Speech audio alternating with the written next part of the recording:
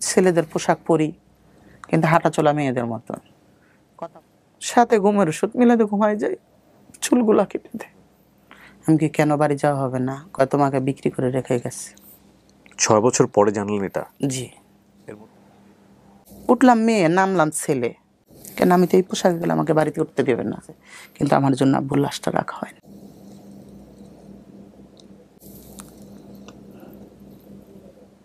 নাম বন্যা ব্যাপারী। বয়স কত? 88-তে জন্ম। সেই হিসেবে আপনার বয়স, ওকে ফাইন। আর জন্ম জেলা? ঢাকা কেরানীগঞ্জ মডেল। ঢাকাতেই জন্ম আপনার বলতে জি। গেলে। শুরু করেন বন্যা। আমার আব্বা আমার আম্মার আগে আরেকটা বিয়ে করে, ওই আম্মার কোনো সন্তানাদি হয় নাই। আমার আম্মুকে জমি লিখে দিয়ে বিয়ে করে। আপনার মা দ্বিতীয় ওয়াইফ তার? জি। ওকে। আমরা ওই আম্মুর ঘরে 5 ভাই বোন হই। আচ্ছা। আমার বড় ভাই মারপেটে থেকে প্রতিবন্ধী হয়, তারপরে বড় বোন হয়, তারপর আমার এক ভাই আর আমি যমজ হই দুজন। আচ্ছা। আমার পর আমার এক ছোট বোন। তখন আমার ওই ভাইটাকে যে কাপড় চোপড় এনে দেয়, আমাকে সেমে একই কাপড় চোপড় এনে দেয়। আস্তে আস্তে একটু বড় হলাম, স্কুলে ভর্তি করে দিল। তখন তো আমার আব্বার অর্ধেক বয়স হয়ে গেছে, যেরকম বুড়ো হয়ে যায় দাদা নানা যেরকম হয়, মানে এত বেশি বৃদ্ধ হয়ে গেছে? হ্যাঁ। আম্মা ছিল হচ্ছে অ্যাবনর্মাল। 6 মাস মা এরকম পাগলের মতো থাকে, 6 মাস ভালো থাকে আর একটু সরল সোজা। সন্তানকে সামাল করে মা বাপ, আমরা মা বাপকে সামাল করতাম। বড় বোনটার উপরে দখল যায়।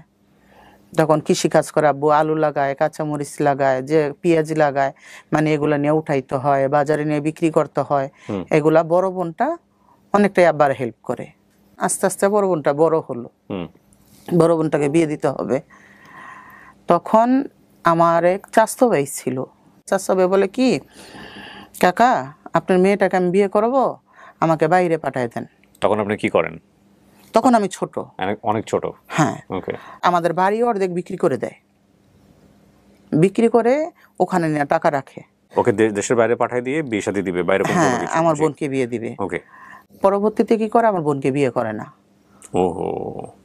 যে আমার জেঠিমা ছিল, উনি বলতো যে বলে ওর মা হয়েছে পাগল, ও তো পাগলই হবে।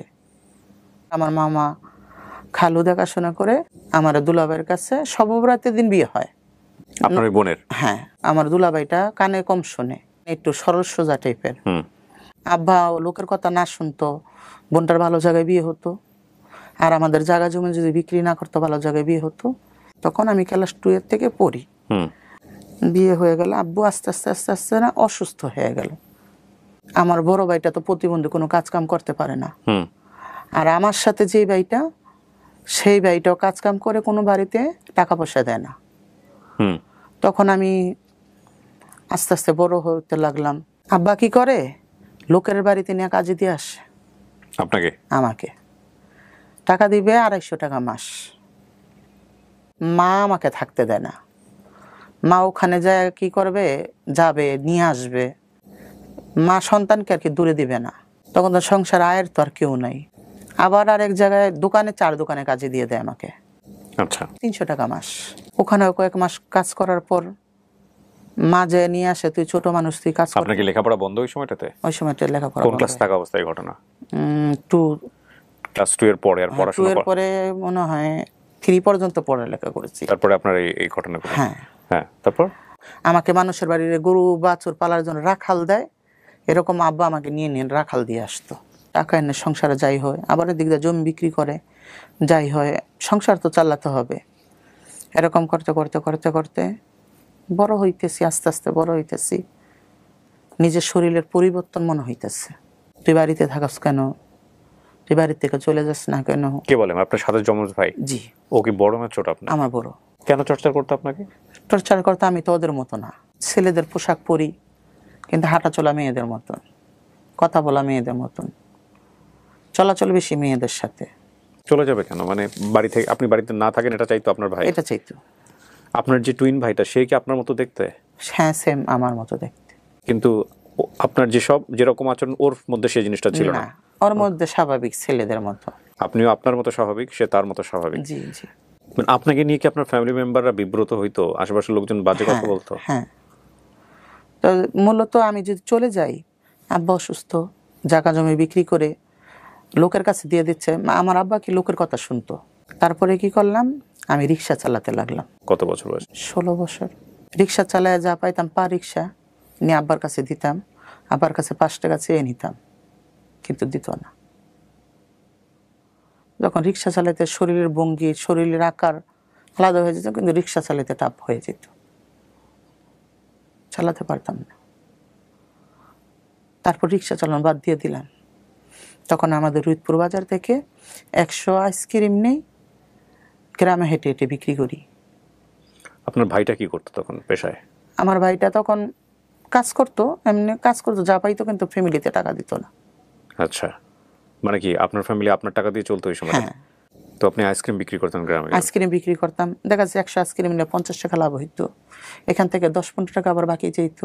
তখন আমার মূলত উদ্দেশ্য, আমার টাকা কামাইতে হবে, আমার ফ্যামিলিকে দেখতে হবে। তো আপনার শরীরের মধ্যে এই যে পরিবর্তনগুলো আসছিল, জি আর মানুষজন এই যে আপনাকে যে বাঁকা চোখে দেখে, জি। এইটা নিয়ে আপনি কি করতেন? মানে আপনার নিজের কাছে কোনো উত্তর খোঁজার লজ্জা চেষ্টা হইতো করতেন? না, উত্তর দিতাম না, লজ্জা হইতো, নিজেকে লুকায় রাখার চেষ্টা করতাম। কিন্তু আপনি যে 8-10 জনের চেয়ে আলাদা, জি এটা আপনাকে কি কোনো মানসিক পীড়া দিত? জি। গ্রামে গ্রামে হাঁটলে ছেলেরা তো বলবেই। তখন কি করতাম, জমিতে ওই যে ধইনা পাতা হয় না, ধইনা পাতা আটি বেঁধে দিতাম, 30 টাকা রোজ। হুম। আমাদের ওখানে দলাশরী নদী, আমাদের বাড়ির পাশে, ওখানে ব্রিজ হচ্ছে, ব্রিজের সুপারভাইজারকে ভাত রান্না করে দিতে হবে, 800 টাকা মাস দিবে। যেখানে আমার টাকা বেশি সেখানে আমার কাজে যেতে হবে। হুম। ছোট বোনটা ছোট, ওর লেখাপড়া আছে, ওকে মানুষ করতে হবে, মা তো সামাল করতে পারে না। বড় ভাইটা প্রতিবন্ধী, ওই ভাইটা কাজ করে সংসারে টাকা দেয় না। ওখানে চলে গেলাম, নদী দিয়ে ফেরি দিয়ে লোকজন পারাপার করে, গাড়ি পারাপার করে এই স্ট্যান্ডের পাশেই। ঈদের সময় কি করলো, তৃতীয় লিঙ্গ লোকজন আছে না, ওরা ঈদের বকশিসের জন্য আমাদের অফিসে গেছে, হুম। আমাদের অফিসে গেছে। তখন আমি ছেলেদের পোশাকে যাওয়ার পরে ওই যে স্যার ছিল, স্যারের পিছনে যে আমি পলাই গেছি ভয়তে, যদি আমাকে কিছু বলে। তে আমাকে বলছে, তুমি পলাইছো কেন, এদিকে আসো, তুমি তো সুন্দর দেখতে, মেয়েদের মতো, কি করো তুমি এখানে? আমি বলি, এখানে আমি ভাত রান্না করি। কত টাকা দেয়? আমি কয় 800 টাকা মাস দেয়। কয় তুমি আমাদের সাথে চলে আসো, তুমি টাকা বেশি কামাইতে করতে পারবা, বেশি টাকা পাবা, বাপ মাকে দেখতে পারবা। আমি বললাম কি, না, আমি তো আপনাদের মতো না। তারপর আবার নদী পার হয়ে ওই পারে বাজার করতে যাইতে হইতো। ওখানে তৃতীয়লিঙ্গের লোক আরেকজন ছিল, সে আবার কি করতো, ওই যে মাছ আসে না ঘাটে, ডাক দেয়, ওখান থেকে মাছ উঠাইতো। আমি আবার মাছ কিনতে যেতাম, বাজার কিনতে, ওনার সাথে দেখা হইতো। হুম। তো উনিও বলছে কি, ওখানে এত কষ্ট করিস, 800 টাকা মাস দিয়ে তুই টাকা বেশি পাস না, তুই আমার কাছে চলে আয়, আমার জন্মস্থানে এখানে, আমি যদি এখানে এরকম করি, লোকজন আমাকে দেখবে, হয়তো আমার ফ্যামিলিকে বাজে কথা বলবে, বা আমার বোনদের ভালো জায়গায় বিয়ে হবে না।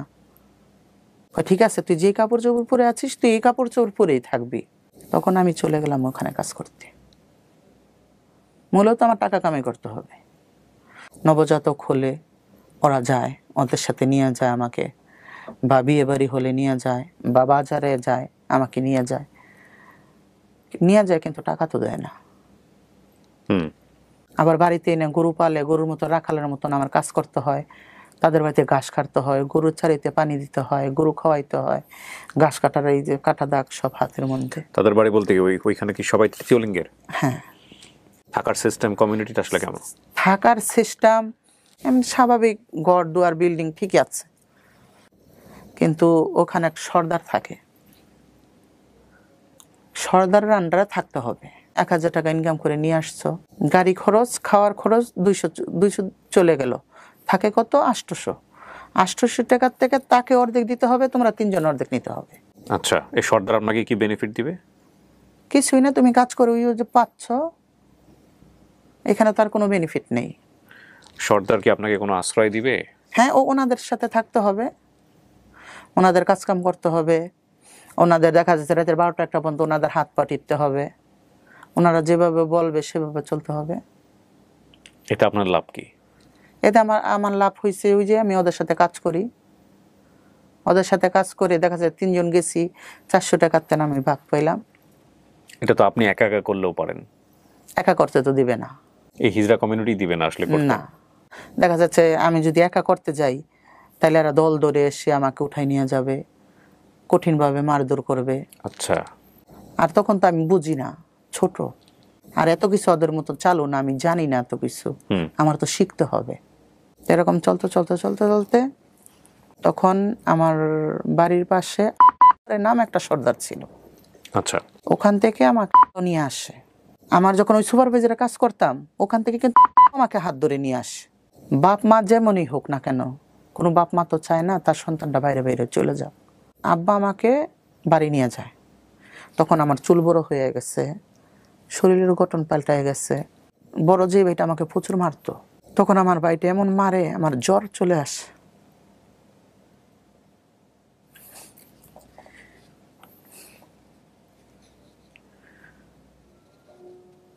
আমার মার কাছে জ্বরের ওষুধ এনে দেয়, সাথে ঘুমের ওষুধ মিলাতে ঘুমায় যায়, চুলগুলা কেটে দেয়। এরকম করে মনে করেন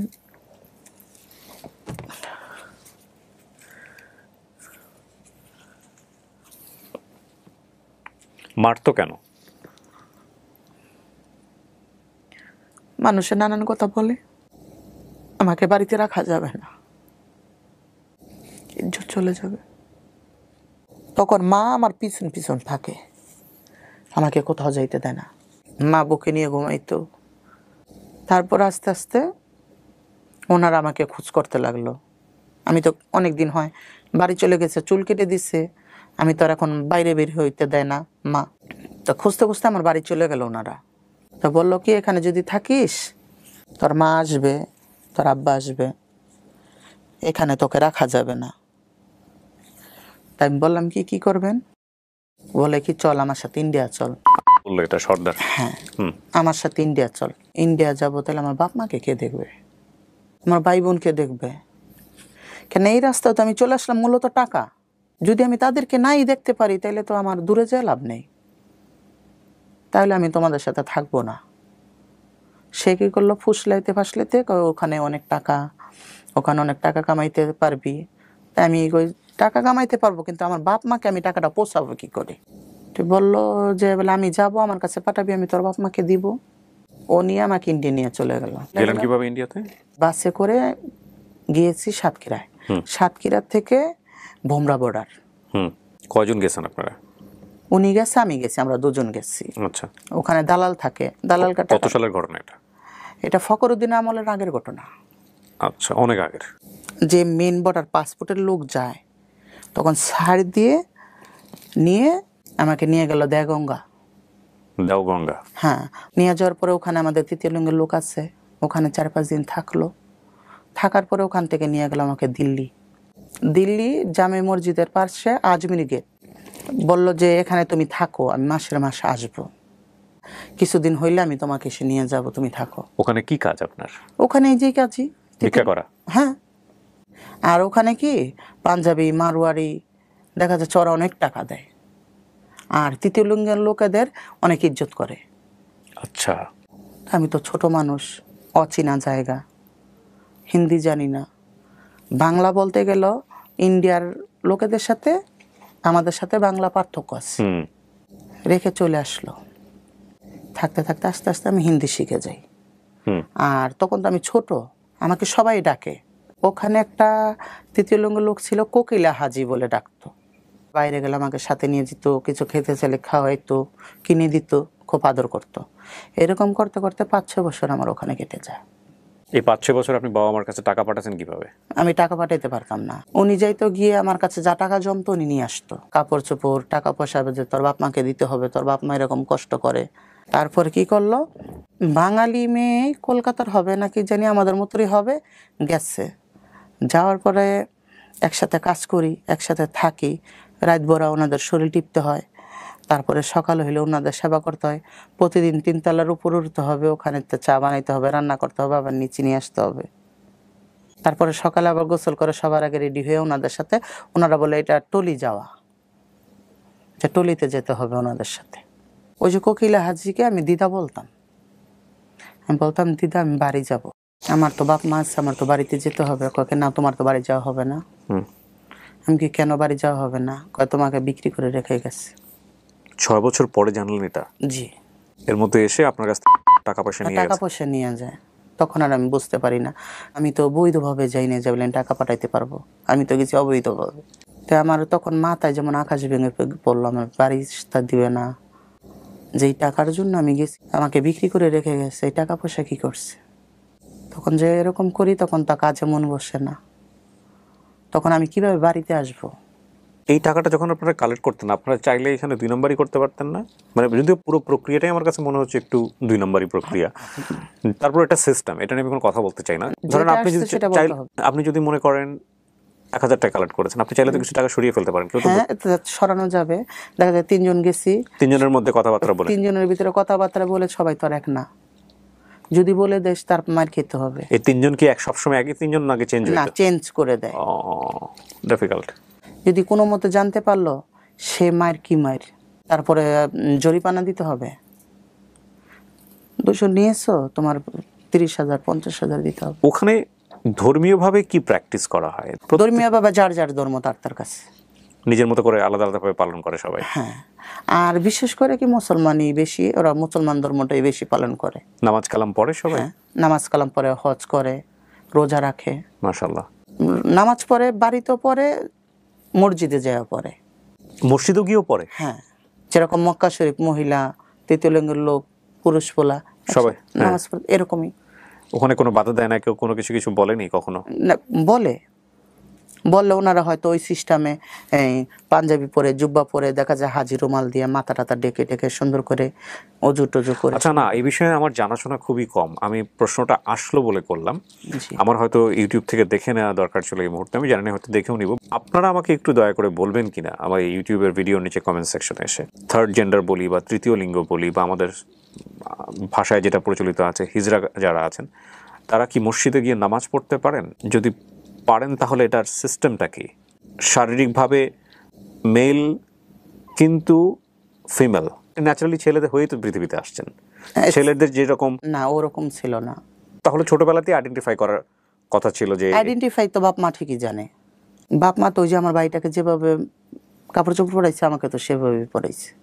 বড় হওয়ার একটা পর্যায়ে আপনি অনুভব করেন যে আপনি মেয়ে, আমি মেয়েদের মতন। রাইট।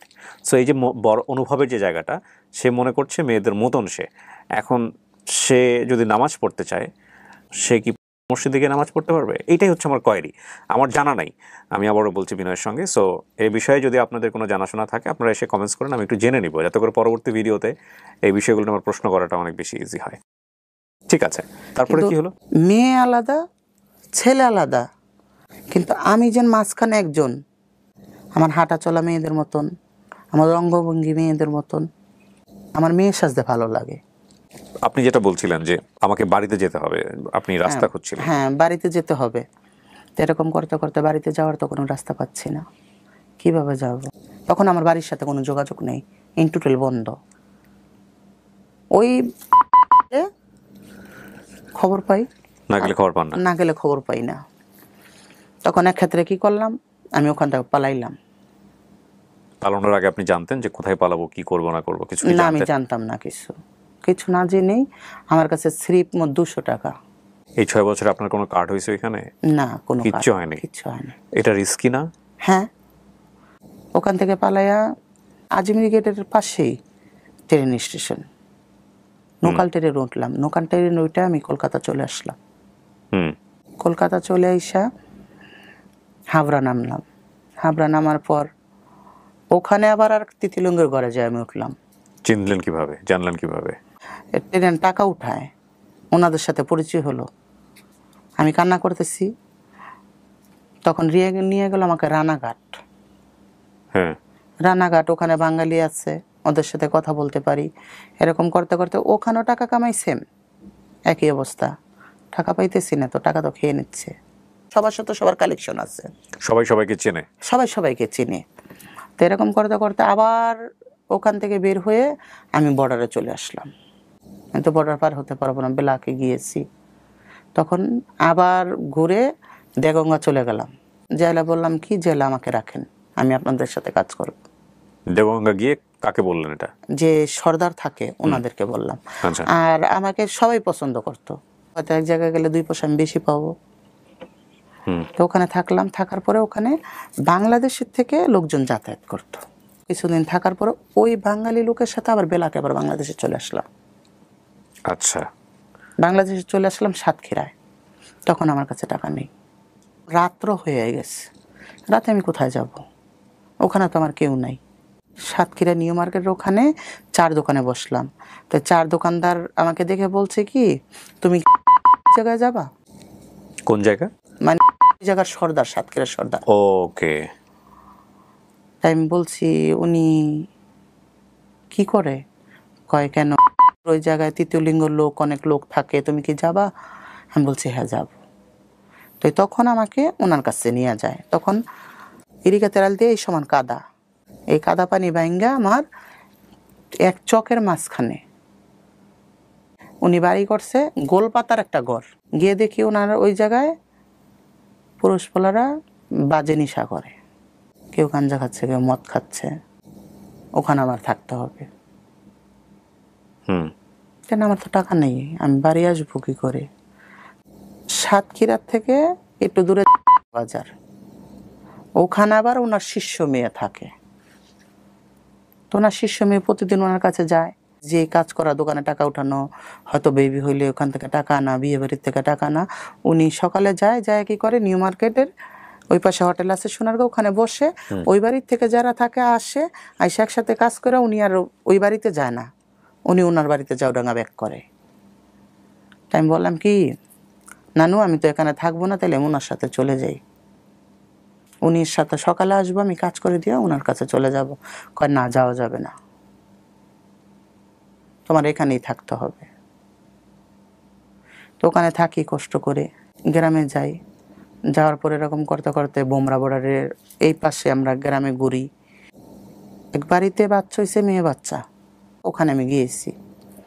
যাওয়ার পর লগে বাজে বিপ করে গালাগালি করতেছে, টাকা দিবি না কেন, এই সেই হাবি জাবি বলতেছে।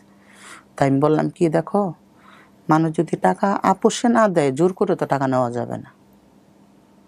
ভালোভাবে বলো, আজকে হয়তো না হাতে না থাকতে, যে রাজা ব্যক্তি তার হাতে তো টাকা থাকে না। তাকে যদি আমি মাথায় বাড়ি দিই, সে আমাকে এখন টাকা দিতে পারবে? ওনার 500 টাকা দেওয়ার 200 টাকা দেওয়ার ক্ষমতা, আমি 500 টাকা চাইলে তো পাবো না। তখন তো 1000 টাকা ইনকাম করলে কি খুশি। বলছে কি, তোমার এত দরদি, তাইলে তুমি তো এই কাজ করতে পারবা না, তুমি আসছো কেন? তুমি পারলে গিয়ে নাও। পরে ওই বাচ্চার যে দাদি হয়, ওই দাদিকে আমি ঘরে নিয়ে গেছি। ঘরে নিয়ে যাওয়ার পর আমি বললাম, দেখেন টাকা ছাড়া তো যাবে না, তা আপনি পারলে কিছু টাকা দেন। আজকে যদি আপনার মেয়ে হতাম, তো নিশ্চয়ই আপনি আমাকে খাওয়াতেন, কিংবা আপনার ছেলে হলেও খাওয়াইতেন। না পারতে বিয়ে দিতে কি করতেন, খাওয়াইতে হইতো না। তা আপনার মেয়ের মতন আমি, কিছু টাকা দেন, আমরা চলে যাই। তখন ওই মহিলাটা ধার করে 2000 টাকা দিয়েছে, আবার একটা কাপড় দিয়েছে। তো দেওয়ার পরে আমরা ওই গ্রামে যতক্ষণ ঘুরছি, ওই মহিলাটা আমাদের সাথে সাথে ঘুরছে। তাই আমি বলছি, আপনার সাথে সাথে ঘুরতেছেন, তা আপনি বাড়ি চলে যান, আমরা তো চলে যাব। তুমি আমার মা বলছো না, আমি তোমার যেতে দেবো না। Very sweet memory. আমার তো কোনো মেয়ে নাই, আমার একটা ছেলে প্রাইমারি স্কুলের মাস্টার। তখন আমার নিজের কাছে আনইজি ফিল হচ্ছে, কি করলাম আমি। তাই ওনার কপালে চুমু দিয়ে আমি বললাম কি, মা আপনি যান, আমি অমুক জায়গায় থাকি, আপনি যায়েন আমার কাছে, আপনার মেয়ের মতো আমি করব। ওই বাড়ির পাশে ওনার বোনের বাড়ি। তখন কি করলো, কিছুদিন পরে দুপুরে খাওয়া দাওয়া করে আমি ঘুমিয়ে আসি। পোলা বানা ডাকতেছে, বন্যা আপা আপনার মা আসছে। তা আমি বলছি, আমার মা ঢাকার থেকে নদী পার হইয়া তো মিটপুর কি জিনিস আমার মা বলতে পারে না, আমার মা এত দূর চলে আসবে, সর এখন খেলাধুলা করবো না, যা, বিরক্ত করিস না, এখন আমি ঘুমাবো ওই গুলপাতার ঘরে। তখন ডাকতেছে, উঠলাম, কয় মা তুমি আমার চিনছ? আমি বলছি হ চিনছি, চিনবো নাকে, আসেন। ওনারে নিয়ে আসলাম, ওনাকে রাখলাম, নিজের টাকা দিয়ে বাজার করে ওনাকে খাওয়ালাম, বাজার করে ওনাকে মার্কেটিং করে দিলাম আমি। এখন বলছে, মা তোমার আমি নিতে আসছি, এখন আমি তো আর যাই না। আমি বলছি ঠিক আছে আপনি যান, আমি আরেক সময় যাব। তারপরে ওনার হাজবেন্ড উনি আসছে আমাকে নেওয়ার জন্য। এখন ওনার হাজবেন্ডকেও আমি মার্কেটিং করে ওনাকে বিদায় করে দিচ্ছি। আমি আর ওখানে যাই না, লজ্জা হচ্ছে। আমি ওখানে কি বলবো, কিভাবে যাব? আমি এরকম মানুষ, লোকে কি বলবে? তারপর ওই প্রাইমারি স্কুলের মাস্টার আর তার বউ আসছে আমাকে নিতে। তখন আমি বললাম ভাবি আমি যাব, আমি সকালে যাব, আমি বিকেলবেলা কিন্তু চলে আসব, আমি কিন্তু থাকবো না।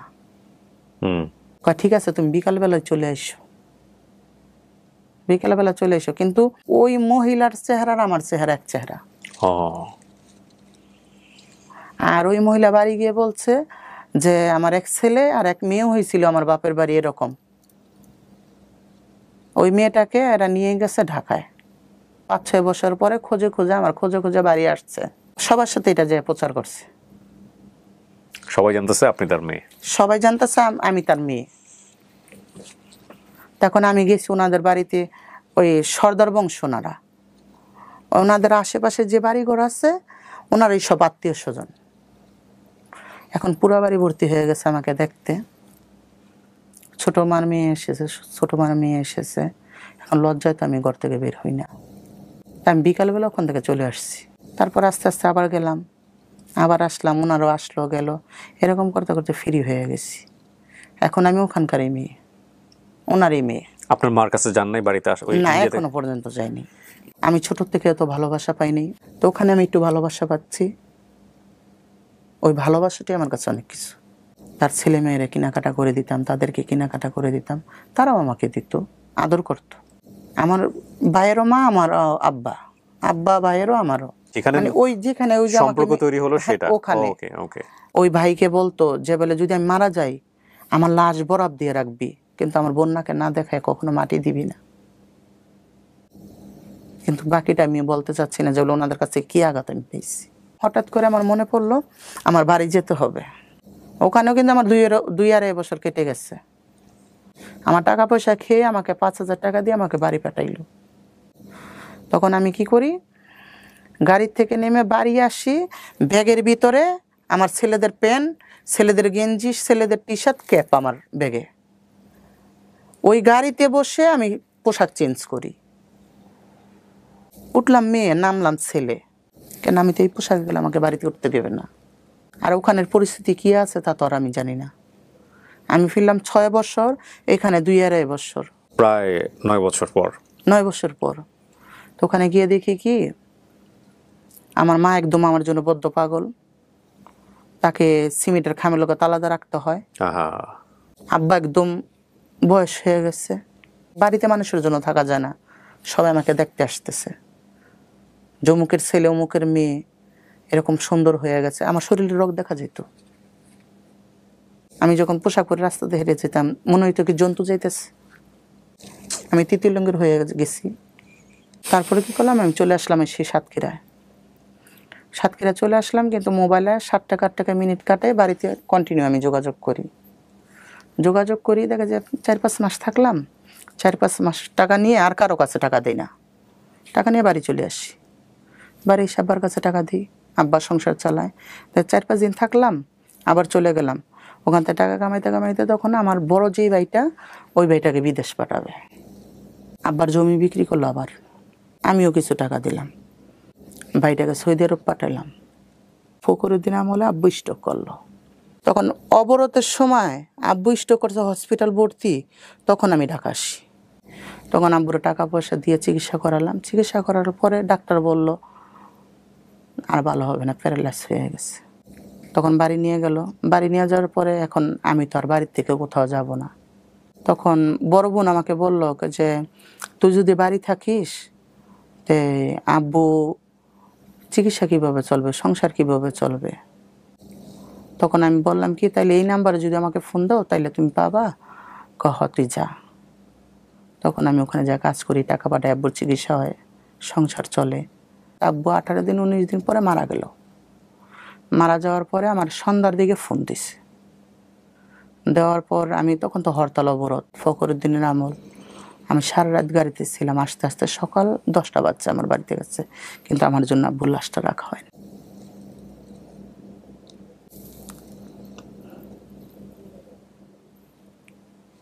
একটা লাইন মাথার মধ্যে ঘুরতেছে, এটা সম্ভবত কোনো কবিতার লাইন, আই ডোন্ট নো। আমার এই লাইনটাকে শুধুমাত্র আপনারা এভাবে নিয়েন না, এটা আমার ফিলিংসের জায়গা থেকে বলছি, সামাজিক দৃষ্টিভঙ্গির জায়গা থেকে বলছি, নট লাইক যে তার জন্মকে আমি প্রশ্নবিদ্ধ করছি on the basis of nature. Because প্রকৃতির কাছে আমরা সবাই সমান। আল্লাহ আমাদেরকে খুব যত্ন করে সৃষ্টি করেছেন। তিনি বলেছেন স্পষ্ট করে যে আমি মানুষকে খুব সুশ্রীভাবে তৈরি করেছি, তাই না? কিন্তু সমাজ ওনাকে ট্রিট করেছে জন্মই যারা জন্ম পাপ। এই লাইনটা নিশ্চয়ই খুব পরিচিত আপনাদের কাছে। তখন আব্বা লাশ মাটি হয়ে যায়। সকালবেলা সবাই কবরস্থানে যাবে, আমাকে নিয়ে যাবে না, আমার যাওয়া যাবে না। আমি কি তাদের সন্তান না? তারপর আমি কবরস্থানে গেলাম, কি আব্বার কবর জিয়ারত করলাম। জিয়ারত করার পরে 4 দিনের খরচ করলাম আব্বার। আমি যদি খরচ করি কোনো মানুষ আসবে না। তখন আমি টাকা দিয়ে আসলাম আমার বড় ভাইয়ের কাছে, যে প্রতিবন্ধী। টাকা দিয়ে কাপড় আমি চলে আসলাম, ভাই তোমরা খরচ করো, আমি চলে যাই। যাতে কেউ না জানে এই টাকাটা আপনার। যাতে কেউ না জানে এই টাকাটা আমি দিচ্ছি। আর ওই যে ভাই বিদেশ পাঠাইছে, ওই ভাই ওই দেশের সরকারের ছেলে, কারোর সাথে যোগাযোগ নেই। ওখানেও টাকা কামাচ্ছে, ওখানেও খাচ্ছে, ওর বউ আছে, ওর একটা বাচ্চা আছে। কিন্তু আব্বা মারা গেছে অসুস্থ, কোনো খোঁজ খবর নেই। চলে আসলাম বাড়ির থেকে, আমাদের বাড়ির পাশে, রুদপুর বাড়ির পাশে, ওই গেলাম। যাওয়ার পরে বললাম, নানু দূরে থাকি, আব্বা মারা গেছে, মরা মুখটা আমি দেখতে পারি নাই, মাটা কখন মরে যাবে দেখতে পারবো না, আমাকে তোমাদের কাছেই রাখো। সে রাখবে না। দিল্লিতে বিক্রি করে দিয়ে আসছিল। ওই দিল্লিতে বিক্রি করে দিয়ে আসছে, আমার কাপড় চোপড় ব্যাগটা বাইরে ফেলে দিচ্ছে, আমাকে রাখবে না। না বাড়ি থাকতে পারতেছি, না এখানে থাকতে পারতেছি, আমার তো যাওয়ার জায়গা নেই। আমি রুম নিলাম কোলামোড়া, 1100 টাকা। তখন আমার সংসারের জিনিস লাগবে, আমার তো রান্না করে খেতে হবে। ওই যে আমাকে ওই ব্রিজ ওই তো 800 টাকা মাস কাজ করতাম, যে ওই যে আমার যে ওস্তাদ ছিল প্রথম আমাকে নিয়ে গেছে, আমি ওনার কাছে গেলাম। যাওয়ার পরে ওনাকে আমি বললাম যে এরকম এরকম বিষয়, আমার আব্বা মারা গেছে, আমি এরকম এরকম কাছে গেছি, কিন্তু আমাকে রাখবে না, কি করবো? কয় তুই আমার কাছে থাকবি। কোনো লোক ওর কাছে থাকতে দেয় না, মানে ওর সাথে বিরুদ্ধ গন্ডগোল, কেন ওর বাপ দাদার বাড়ি ওখানে, এরকম গন্ডগোল করে ওর কাছে লোক থাকতে দেয় না। তা আমি গিয়েছি, উনি একা, তা বলছে তুই আমার কাছে থাকবি, ওর যেসব এলাকা আছে দুইজনে যায় ঘুরে নিয়ে আসবো। ওনার সাথে কাজ করি, দুলাভাই অ্যাক্সিডেন্ট করে কানে শোনে না, কাজ করতে পারে না, বড় বোনের সংসারও দেখতে হয়, আমাদের সংসারও দেখতে হয়, ছেলে মেয়ে মানুষ করতে হয় দুজনের। ওই টাকায় তো আমার হচ্ছে না। পার্লারে যেরকম ফেসিয়াল করতে যেতাম বা বুড়ু কাটতে যেতাম, তখন একটা মেয়ে ছিল, নাম ছিল শিলা, পার্লারের ম্যাডাম। তা বলছে কি বোন না, এইটা করো, এটার পাশাপাশি তুমি পার্লারে কাজ করো। আমি পার্লারে কাজ করবো, আমি তো কাজ তো পারি না, আমি তোমারে শিখাবো, তুমি সময় দাও। দুপুরে চলে আসলাম, চলে আসলে দুপুরের পরে আমি পার্লারে চলে গেলাম, পার্লারে যেয়ে আমি কাজ করি, ওখান থেকে আমার কিছু টাকা আসে, আবার এখান থেকে কাজ করি, এখান থেকে কিছু টাকা আসে, মানে আমার 2টা ফ্যামিলিকে দেখতে আর কষ্ট হয় না। নিজে পার্লার দিলাম, আমি এগুলো করব না, মানুষে দেখতে পারে না, মানুষে বলে তুমি এরকম। আমি তো একটা স্বাভাবিক মানুষ হলে আমি চলতাম, মেয়েদের মতো পর্দা করতাম, বা ছেলে হলে ছেলেদের মতো পর্দা করতাম, দেখি আমি ব্যবসা করে কিছু করতে পারি কি। কিন্তু ব্যবসা করতে দিবে না, এদের সাথেই থাকতে হবে। ঠিক আছে, ব্যবসা বাদ দিয়ে দিলাম। কিন্তু ওনাদের সাথে থাকার পরে যেন ওনাদের টাকা ইনকাম হয়, ওই টাকায় তো আমার হয় না। চলে গেলাম আমি যাত্রা গানে। যাত্রা গানে? সার্কেস। পারতেন? প্রথম ওনাদের কাপড় চোপড় দিয়ে দিতাম, ওনাদের সাথে থাকতাম, ওখান থেকে পান নাইট আমাকে 1000 করে টাকা দেয়। এখানে যদি আমি 500 টাকা কামাইতাম, ওখানে আমি 1000 টাকা পাচ্ছি। নায়িকার পাঠ করতো মনা পারবিন নাম। উনি বললো কি যে বলে লোকের কাপড় চোপড় ধুয়ে রান্না বান্না করে এভাবে তোর তো হবে না, তুইও মঞ্চে কাজ কর। আমি তো পারি না। পর্দার ভিতরে আমি তোরে শিখাই দেব। তুই পারবি না কেন? উনি আমাকে শিখাইতো। একদিন শিখাইতে শিখাইতে সাজায় টাজায় আমাকে মঞ্চে উঠাই দিছে। দর্শক দেখে লজ্জা আমি নেমে চলে আসছি যে না আমি পারবো না। তোর পারতেই হবে। দেখা যায় শীতের সিজনে আমি ওনাদের সাথে যাত্রা গানে কাজ করতাম, আর গরমের সিজনে তিতিলুঙ্গের লোকের সাথে কাজ করতাম। এরকম করতে করতে আবার পার্লারের কাজও করতাম। তখন আমি ভাড়া থাকি, ওখানেই স্বামী স্ত্রী দুজন ভাড়া থাকে। মহিলাটা সরল সোজা, একটু পাগল টাইপের। যখন আমি রান্না করি তখন ওই স্বামী আর মহিলা আমার কাছে এসে খাড়ায় থাকে। আপা আপনি কি করেন? আমি বলছি ভাই আমি পার্লারে কাজ করি। আপনার কি বিয়ে শাদী হয়েছে? আমি কি না। বলছে আপনার সন্তান আছে? আমি বলছি না। ওনার ওয়াইফকে বলছে নার্গিস তোমার যদি বাচ্চাটা হয় আপাকে দিয়ে দিও। তখন অবাক হয়ে গেলাম, কেন আমার নেই দেখে কি আপনি আমাকে উপহাস করতেছেন? বলছে না, আমি আগে বিয়ে করছি, আমার আগের বউর বাচ্চা কাচ্চা আছে, এর আমি পরে বিয়ে করছি। এর আগে একজন বাচ্চা হয়েছিল, ও তো ওরকম স্বাভাবিক না, বাচ্চাটা মারা গেছে। আমি কই ভাই আমার ছেলে মেয়ে দরকার নাই, আমার কিছু দরকার নাই, আপনি যান। তা কয়েকদিন পরে বলছে কি আপা আমি তো দেশে যাব, ধান ক্ষেত করব, নার্গিসকে যদি আপনার কাছে রাখতেন আমি দেশের তেনে ধান টান লাগায় চলে এসে আবার ওরে নিয়ে যেতাম। আমি বলছি ঠিক আছে থাকবে, ওর যখন কেউ নাই আমার কাছে থাকবে। তা আবার ওই মাঝে মধ্যে আইসা আমার ঘরে টিভি আছে, টিভি দেখে, রান্না করলে কিছু দিলে খায়। তা আমি ওর কাছে তথ্য নিতেছি। আমি বলছি উনি কি হয় তোমার স্বামী? তা ওনার সাথে কীভাবে বিয়ে হয়েছে? এরকম এরকম আমার দাদু আমাকে সম্পত্তি লিখে দিয়ে গেছে, ওই সম্পত্তি লোভ আমাকে বিয়ে করছে। তাই তোমার স্বামী যেন তোমার বাচ্চাটা দিয়ে দিতে চাইতেছে, তুমি কি দিয়ে দিবা? বলছে হ্যাঁ আপা দিয়ে দিম। আমি কি বাচ্চাটা নিলে তো আমি এভাবে নিব না, আমি নিলে লেখাপড়া করে নিব। কয় ঠিক আছে দিয়ে দিব। তখন আমার বাচ্চাটার দিকে একটু আগ্রহ হলো। আগ্রহ হওয়ার পরে ওরা আমি একটু ভালো মন্দ খেতে দেই, রেখে চলে গেল। সে আর আসে নাই, কেন নিজের যন্ত্রণা বাঁচতেছি নেই, আর এক যন্ত্রণা কপালে আমার জুটে গেল। কিন্তু ওর প্রেগনেন্ট অবস্থা, ওর খরচ বেশি। এরকম করতে করতে যখন বাচ্চাটা হলো তখন আমি মনে করলাম কি আমি মুক্তি পেলাম ওর হাতের থেকে। তখন আমি ওর 1 মাস রাখলাম। 1 মাস রাখলাম ওকে দুধ খাওয়ানোর জন্য। আর বেশি রাখলে তো বাচ্চার দিকে টান হয়ে যাবে, আমাকে তো বাচ্চাটা দিবে না। ওর কাছ থেকে পেটে থাকতেই আমি লেখাপড়া করে নিয়েছি। নেওয়ার পর যখন বাচ্চা হয়ে গেল, যখন ওকে আমি বিদায় করবো, যে নার্গিস তুই কি নিবি? ওনাকে একটা মোবাইল কিনে দিতে হবে, ওনাকে 4 জোড়া 3 পিস দিতে হবে, জুতো দিতে হবে, কসমেটিক সব কিনে দিতে হবে। দিছি। দেওয়ার পরে আমি বাচ্চাটাকে ওনাকে কোলে দিয়ে আমি বললাম কি বোন তুই তো মা, তুই যদি তোর বাচ্চাকে না দেস আমি তোর বাচ্চাকে নিব না, তুই নিয়ে যা।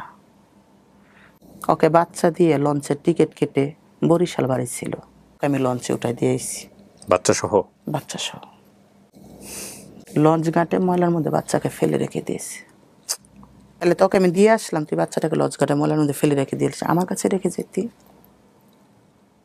ফেলে রেখে এসে আমার বাসার পাশেই দাঁড়ায় আছে রাস্তার মধ্যে। পাশের লোকে আমাকে খবর দিচ্ছে। তখন আমি বাচ্চা নিয়ে আসলাম, বাচ্চা নিয়ে এসে ওকে নিয়ে আসলাম। নিয়ে এসে আমি বলছি যে তোকে আমি কালকে এত টাকা পয়সা খরচ করে তোকে আমি বাড়ি দিয়ে পাঠাইলাম। বলছে আমি তোমার কাছ থেকে যাবো না, আমার অন্য কোথাও কাজে লাগে দাও, বাচ্চা তোমার কাছে থাক। তাহলে তুই কি কাজ করবি? কেউ তো তোকে কাজেও নিবে না, আর বাচ্চার সাথে তো তোকে আমি রাখবো না। স্বামীও নাই? না, স্বামী তো ওই যে ফেলে রেখে গেছে ওই। তখন কি করলাম, বাচ্চা রাখলাম, বাচ্চা রেখে ওকে আমি বিদায় করে দিলাম যে কখনো তুই আমার কাছে আসবি না। বাচ্চা তো রাখবে না, একটা এর আগে একটা হয়েছে মারা গেছে, মেরে ফেলছে, এইটাকেও মেরে ফেলবে। তাইলে আমি 8-9 মাস তোর পিছনে শ্রম দিয়ে কষ্ট করে আমার কি লাভ হইলো তুই যদি বাচ্চাটা মেরে ফেলিস? যদি তোর টাকা পয়সার কোনো কিছু প্রয়োজন থাকে দূরে থাইকা তুই আমার কাছে চাবি, আমি তোকে দেব, কিন্তু কখনো তুই বাচ্চার কাছে আসতে পারবি না। ছেলে না মেয়ে? ছেলে। তখন আমি কাজের লোক রাখলাম ওর জন্য, রাত্রে আমি রাখবো। এরকম করতে করতে ছোট বোনটার বিয়ে ঠিক হয়। ছোট বোনটার বিয়ে হয়ে যায় বাড়ির পাশে, থাকলো কে মা ন্যাংরা ভাই। তখন ওই বাড়িতে আমি দোচালা একটা ঘর দিই, যে বাড়িতে গেলে ওই ছোট বোনটা বাড়ির পাশে বিয়ে হয়েছে, বাচ্চাটা দেখবে, আমি সুন্দর কাজ করতে পারবো, তখন ঘর ছেড়ে আমি বাড়িতে চলে যাই। এখন বাড়িতে গিয়ে বাড়ির থেকে আপ ডাউন করি। আমার প্রতিবন্ধী ভাই আমার ছোট বোনকে বুদ্ধি দিতেছে যে তুই বাপের যতটুকু সম্পদ পাবি অতটুকু সম্পদ বিক্রি করে আর মাস সম্পদ বিক্রি করে তোর স্বামীরে বিদেশ পাঠাই দেয়, কিন্তু বন্যারা জানানো যাবে না। ওই প্রতিবন্ধী ভাই ওর জায়গা তো আগেই বিক্রি করে ফেলছে, ওরকম করে আমাকে না জানে মার জায়গা ওর জায়গা বিক্রি করে ওরা 2 লাখ টাকা দিচ্ছে। তখন সৌদি আরবে ফ্রি ভিসা বন্ধ, 8 লাখ 9 লাখ টাকা লাগে বিদেশ যেতে। তখন বিদেশ কিভাবে যাবে 2 লাখ টাকায়? আর নানির বাড়ির সম্পত্তি ন্যাংরা ভাই লিখে নিয়ে গেছে। আপনাকে কিছুই দেয় নাই? না, লিখে নিয়ে যে আমাদের কাছে বিক্রি করে টাকা এনে খাইছে। অথচ ওই ন্যাংরা ভাইকে বিয়ে করাইছি আমি। ছোট বোন ঋণ করে তার স্বামীরে বিদেশ পাঠাইছে। এখন ছোট বোনের সংসার, বড় বোনের সংসার আমার কাঁধে। ছোট বোনের কাছে ছেলেকে রেখে কাজে যাই, 2-2.5 বছর হয়ে যায়। আমি বাড়ি থাকতে পারি না সমাজের মানুষের জন্য। তখন আমি আমার বাড়ির পাশে আবার বাড়ি থেকে চলে আসলাম, বাইরে চলে গেলাম। যাওয়ার পর সৌদি আরবের ভাই বাড়ি আসলো। বাড়ি এসে আমাকে বলে যে আমার 1 টাকার তোর 1 লাখ টাকার সমান, কেন তোর অবৈধ টাকা কামানো। তখন ভাইয়ের সাথে তো আমি উত্তর দিতে পারি না। এর মধ্যে আবার ওই বিদেশ ব্যাক করে 6 মাস থেকে, ওখানে গিয়ে বিরাট বড় অ্যাক্সিডেন্ট করে। বিদেশ থেকে ভাই বাজে বিহেভ করে। যখন ভাই আমাকে বাজে বিহেভ করে, সমাজ আমাকে বিরুদ্ধে, তখন আমি আত্মহত্যা করতে চাই। হয়তো আমি সমাজের বোঝা, আমি কে, আমি কি, কারো কাছে আমি ঠাঁই পাচ্ছি না কেন। তখন আমি 20টা ট্যাবলেট একসাথে খাই। ছেলে সারাদিন খেলা করছে দুলাবালি দিয়ে খেলা করে আমার পাশে গিয়ে বসে আঙ্গুল খাইতেছে। আমি আবার পাশে বান্ধবী কইতাম, বান্ধবী বলছি যে আমি যদি মরে যাই আমার ছেলেটাকে এতিমখানায় দিয়ে দিস, আর যদি আমার ছোট বোন নিতে চায় তাহলে আমার ছোট বোনকে দিয়ে দিস। চল তো বন্যারে দেখে আসি, আমার ওই বান্ধবী। পরে আমাকে দেখতে আসছে, আইসা দেখে কি আমার কোনো জ্ঞান নেই। পরে আমাকে হসপিটাল নিয়ে যায়, কিন্তু হসপিটাল নিয়ে যাওয়ার পর আমার ভাই বোন কেউ আসে না আমাকে দেখার জন্য। যে আমাকে দেখতে আসিস নি, আমার ছেলেটা ছোট, তোরা আমার ছেলেটাকেও নেসনি, তাইলে আমার টাকা পয়সা ভালো লাগে, আমি ভালো লাগি না। ঠিক আছে, আমাকে ছাড়া যদি তোরা ভালো থাকতে পারিস ভালো। এর মধ্যে আম্মা মারা গেছে, তাহলে এখানে তো আছে বড় ভাই, ছোট বোনের স্বামীও কামাই করে, আমিও কামাই করি। আমার কাছে 6-7 বছর রেখে মেয়ে বিয়ের উপযুক্ত হয়েছে, মেয়ে যে এবার এসএসসি দিবে। বোনের মেয়ে। ওনাদের সংসার সব সাজায় দিছি। আপনার নিজের কোনো সংসার হয়নি? আমার কোনো সংসার। আপনার ছেলেটা কোথায়? আমার ছেলেটা মাদ্রাসায়। মাদ্রাসায় পড়ান ওকে? জি। আপনি কি চান, ওকে হাফেজ বানাতে চান? ওকে আমি হাফেজ বানাইতে চাই। ও কি জানে ওর গল্পটা, ওর মায়ের গল্পটাও জানে? না। জানে না। ওর মার যোগাযোগ করছিল আপনার সঙ্গে? না। আর কখনোই যোগাযোগ করে নাই? ওই আপনাকে মা ডাকে? মা ডাকে আমাকে। তো বলে না আমার বাবা কোথায়, বা ওরকম 8-10টা ছেলের মতো তো বড় ওই হচ্ছে। যখন ওই ছোট বোন যখন আমার কাছে থাকে, তখন ছোট বোনের পরিচয় দিয়ে আর জন্ম নিবন্ধন ওর সব কিছু ছোট বোনের। ও, ছোট বোনের স্বামীকে আব্বু বলে, ছোট বোনের স্বামী। আপনি জিজ্ঞেস করেন তোমার মা কয়টা? 2টা। তুমি তার ছেলে আমাকে দিয়ে দিচ্ছে মানুষ করার জন্য। এভাবে জানে সে? এভাবে জানে, কিন্তু ছেলেকে আদর করে। বোনের জামাই ছেলেকে আদর করে। আমি হিসাব করছিলাম 88-তে জন্ম হলে আপনার 37 থেকে 38 বছর বয়স। হ্যাঁ। একটা প্রশ্ন করি আপনাকে, জি। কেন বললেন এই গল্প? লক্ষ লক্ষ মানুষ দেখবে আপনাকে ইউটিউবে। আসছি মানুষকে জানানোর জন্য যে মানুষের জীবনটা কিভাবে চেঞ্জ হয়েছে। আপনার জীবন যে এরকম, এটা তো আপনার কোনো হাত নাই। কিন্তু কেউ আমাকে কখনো বুঝলো না, এটাই। ওর জীবনে যতগুলো ঘটনা, ঘটনার পরের ঘটনা, অনুঘটনা, প্রতি ঘটনা, ঘটনার ঘটনা, হ্যাঁ, ঘটনার পরম্পরা, সব কিছুর জন্যে ওর জন্মের এই অবস্থা দায়ী। ওর গল্পতে যা আছে, যতটুকু সত্য আছে মিথ্যা আছে, সেটা আল্লাহ ভালো জানেন, উনি ভালো জানেন। এবং ওইটুকুর জায়গা থেকে আমরা বলতে পারি সব কিছু একটা জায়গাতে এসে থেমে গেছে। আপনি দেখেন স্কুলে যাওয়ার পরে স্কুলে যাওয়াটা হলো না, শুধুমাত্র লিঙ্গ অবস্থার কারণে তার কোনো ফিউচার হলো না, বিভিন্ন রকমের বৈষম্যের শিকার হলো, পরিবার হলো না, সমাজ হলো না, আদর হলো না, ভালোবাসা হলো না। এবং আমরা এইভাবে যে কমিউনিটিটাকে আমরা আমাদের প্রাত্যহিক জীবনে যেভাবে আমাদের সামনে ওরা আসে, যেভাবে দেখে থাকি, যেভাবে ওরা প্রত্যেকটা সময় আমাদের সাথে পরিচিত হয়, বাসে, হাটে, মাঠে, ঘাটে, বিভিন্ন উৎসবে, সেটা খুবই যে কাঙ্ক্ষিত পরিবেশ আমি বলবো না, অনেকটাই অনাকাঙ্ক্ষিত। কিন্তু এই মানুষগুলোর গল্প আছে, প্রত্যেকেরই গল্প আছে, যে গল্প জানলে আপনার জায়গা থেকে তাদের সাথে খারাপ ব্যবহার করা কিংবা তাদেরকে নিয়ে যে আসলে কিছু করা উচিত, সমাজের একটা কালেকটিভ এফোর্ট থাকুক, এই চিন্তাটা অন্তত আপনার মাথার মধ্যে জন্মগ্রহণ করবে। আমি এই কমিউনিটির অনেককে নিয়ে কাজ করেছি, অনেকভাবে আমি তাদের গল্প এনেছি। আমি জানি দিন শেষে সবার গল্পই শুধুমাত্র এই একটা কারণে কেন জানি থেমে যায়, একটা কারণে সবার সাথে সবার গল্প কেন জানি মিলে যায়, এবং এই অবস্থার পরিবর্তন ঘটানো খুবই জরুরি, খুবই জরুরি। এবং আমি মনে করি এই অবস্থার পরিবর্তন ঘটতে হলে সবচাইতে গুরুত্বপূর্ণ হচ্ছে আমাদের দৃষ্টিভঙ্গির পরিবর্তন। আমি হয়তো আমার জায়গা থেকে একটা ক্ষুদ্র কন্ট্রিবিউশন রাখতে পারি এই গল্পগুলো আপনাদের সামনে এনে, সেটা কি কোনো পরিবর্তন আদৌ করে কিনা ওইভাবে দেখা যায় না, কিন্তু আমি মনে করি এক্সাম্পল সেট করতে হবে বিভিন্ন স্টেক হোল্ডারদের, সমাজ নিয়ে যারা কাজ করছেন, যার যার অবস্থান থেকে কাজ করছেন। খুব সাম্প্রতিক সময়ের একটা উদাহরণ দিয়ে আমি গল্পটা আজকে শেষ করতে চাই। উত্তরের মাইলস্টোন কলেজে যে ভয়াবহতম অনাকাঙ্ক্ষিত ঘটনাটি ঘটে গেছে, বিমানাশ্রে পড়ে যে শিশুগুলো মারা গেছেন সেখানে, সেই শিশুগুলোর জন্যে একদল এরকম তৃতীয় লিঙ্গের মানুষ গিয়েছিলেন তাদেরকে রক্ত দেবার জন্য, এবং তাদের আকুতি ছিল, আমরা তো কিছু করতে পারি না, আমরা আসছি রক্ত দেবার জন্যে। আমরা সমাজে কন্ট্রিবিউশন রাখতে চাই, এই রাখতে চাওয়ার জায়গাটাকে আমাদের প্রসারিত করতে হবে, আমাদের দৃষ্টিভঙ্গি বদলাতে হবে। দে আর হিউম্যান বিং লাইক আস। এই পরিবর্তনটা যদি আমরা করতে না পারি, এটা নিঃসন্দেহে আমাদের জন্য লজ্জার। আমি আপনাকে ধন্যবাদ জানাই, আপনার এই গল্পটা আমার কাছে অন্যরকম একটা অনুভূতি জন্ম দিল। এত প্রতিকূল পরিস্থিতির মধ্যে আপনি যেহেতু নিজেকে টিকে রাখতে পেরেছেন, আপনি তো যোদ্ধা, এবং আপনি সামনেও টিকে থাকবেন ইনশাআল্লাহ, ভালো থাকবেন। আপনার এই গল্পটা যারা নিজেকে অনেক বেশি অসহায় মনে করে তাদের জন্য অনুপ্রেরণা হয়ে থাকবে। আর আমি আপনাকে ধন্যবাদ জানাই যে আজকে আপনি আসছেন। আপনার ছেলে অনেক বড় হোক,